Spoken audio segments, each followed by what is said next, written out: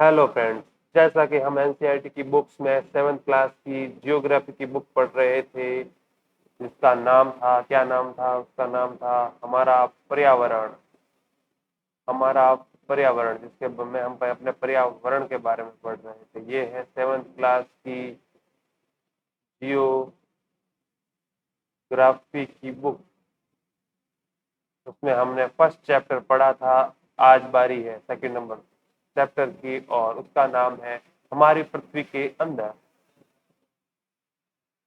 हमारी पृथ्वी एक गतिशील ग्रह है। इसके अंदर एवं बाहर निरंतर परिवर्तन होता रहता है। क्या आपने कभी सोचा है कि पृथ्वी के आंतरिक भाग में क्या है? पृथ्वी किन पदार्थों से बनी है? साइड में क्या आप जानते हैं कि विश्व की सबसे गहरी खान दक्षिणी अफ्रीका में स्थित है, तथा इसकी गहराई लगभग 4 किलोमीटर है। तेल की खोज में इंजीनियर 4 किलोमीटर गहराई तक खोद चुके हैं। पृथ्वी के केंद्र तक पहुंचने के लिए, जो बिल्कुल असंभव है, आपको समुद्र तल स्तर पर 6000 किलोमीटर गहराई तक खोदना होगा, जो कि बहुत बहुत ही नामुमकिन है।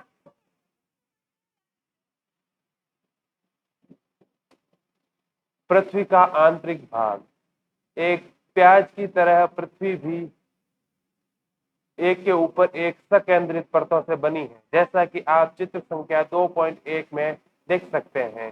पृथ्वी का आंतरिक भाग, जिसमें ये दिया हुआ है, ये आंतरिक कोड सबसे अंदर की ओर है। उससे हम अगर बाहर की ओर जाएं तो ये बाह्य कोड होगा, फिर कोड मेंटल सीमा होगी, ये मेंटल होगा, फिर ये मंडल होगा, और ऊपर भूपर्पटी या उसे पर्पटी भी कह सकते हैं। फिर हम पृथ्वी की सतह को सबसे ऊपरी ओर से पर्पटी कहते हैं।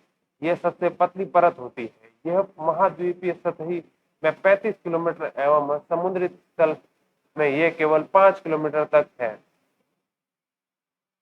महाद्वीपीय सतह प्रमुख रूप से सिलिका एवं एल्यूमिनियम से के खनिजों से बनी है, इसलिए इसे सीएल या सिलिका या एल्यूमिना कहा जाता है। महासागर की भूपर्पटी मुख्यतः सिलिका एवं मैग्नीशियम की बनी होती है, इसे इसलिए इसे सीमे या सी सिलिका या मैग्नीशियम कहा जाता है। चित्र संख्या 2.2 में आप ये चीजें देख सकते हैं। महाद्वीपीय भूपर्पटी एवं महासागरीय भूपर्पटी। इसके अंदर ये महासागर है, ये महाद्वीप है। इसके अंदर महाद्वीपीय भूपर्पटी है और ये महाद्वीप है, क्योंकि और ये महासागर के अंदर महासागरीय भूपर्पटी है।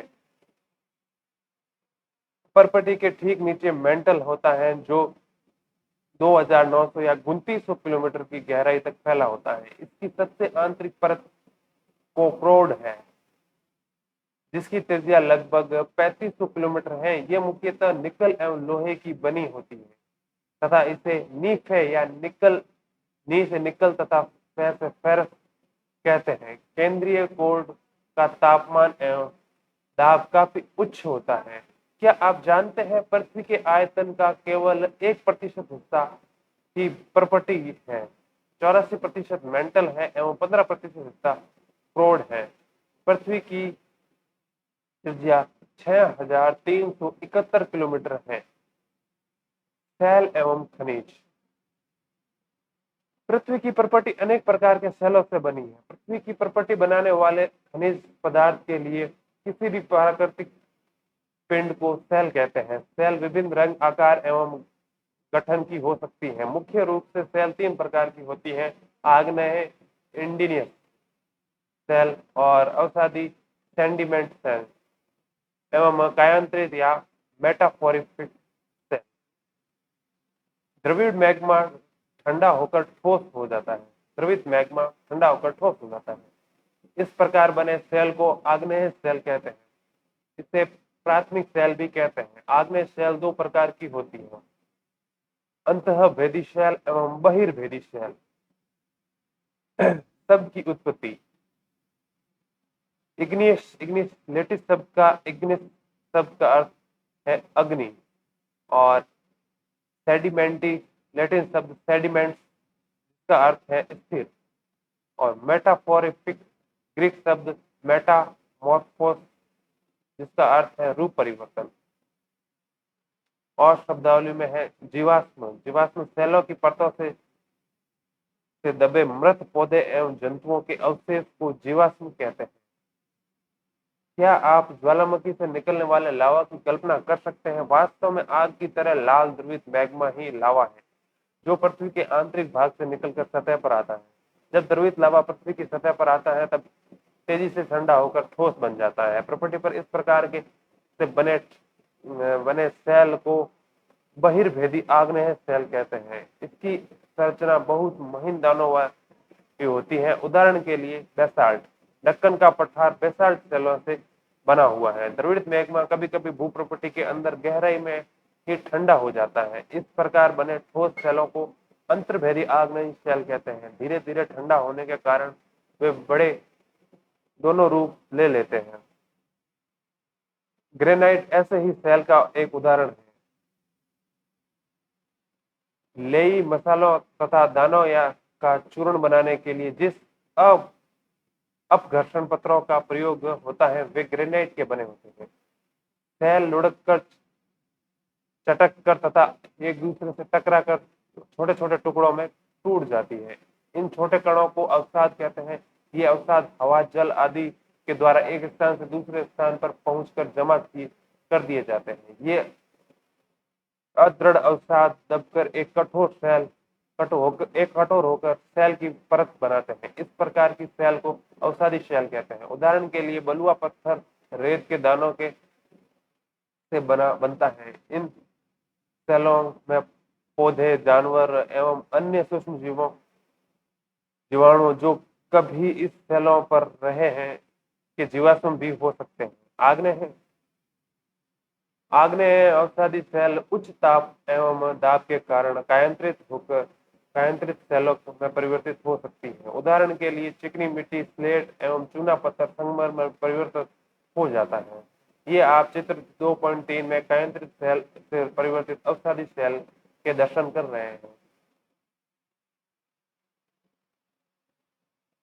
सेल हमारे लिए बहुत उपयोगी है। कठोर सेलों का उपयोग सड़क, घर एवं इमारतें बनाने के लिए किया जाता है। आप पत्थरों का उपयोग कई खेलों में करते हैं। उदाहरण के लिए सांप, पत्थर, पिट्ठू, चिबड़ी, सपाटू या किटकिट, 5 पत्थर, गिट्टी आदि आप अपने दादा दादी, माता पिता, पड़ोसियों आदि से पूछकर कुछ अन्य खेलों की जानकारी प्राप्त कर सकते हैं। आओ कुछ करके सीखे में है। अनेक स्मारकों के चित्र एकत्र करिए तथा पता कीजिए कि वे कौन से सेलों से बनी है। 2 चित्र आपके लिए एकत्रित किए गए हैं। ये है लाल किला लाल बलुआ पत्थर से बना है और ताजमहल सफेद संगमरमर से बना है।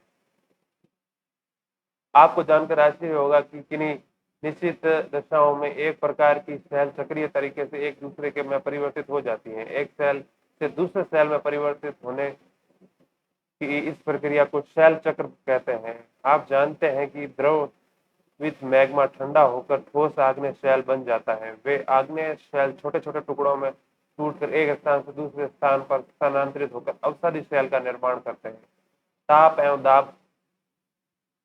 दाब के कारण ये आग्नेय एवं अवसादी सेल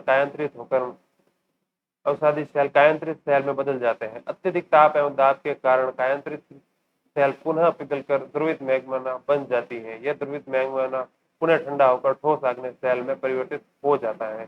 चित्र 2.4 में इस चीज को आप समझ सकते हैं। जिस तरीके से ये अवसाद या तलछट है, ये अवसादी सेल में परिवर्तित हो सकते हैं और अवसादी सेल वापस या तो अवसाद में या फिर कायांतरित सेलों में परिवर्तित हो सकता है। ये वापस सीधे ही अवसादी सेल मैग्मा में और कायांतरित सेल मैग्मा में परिवर्तित हो सकता है और मैग्मा और आग्नेय सेल आपस में परिवर्तित हो सकते हैं और आग्नेय सेल से अवसाद या तलछट का निर्माण हो सकता है। ये एक तरह का सेल चक्र हो गया।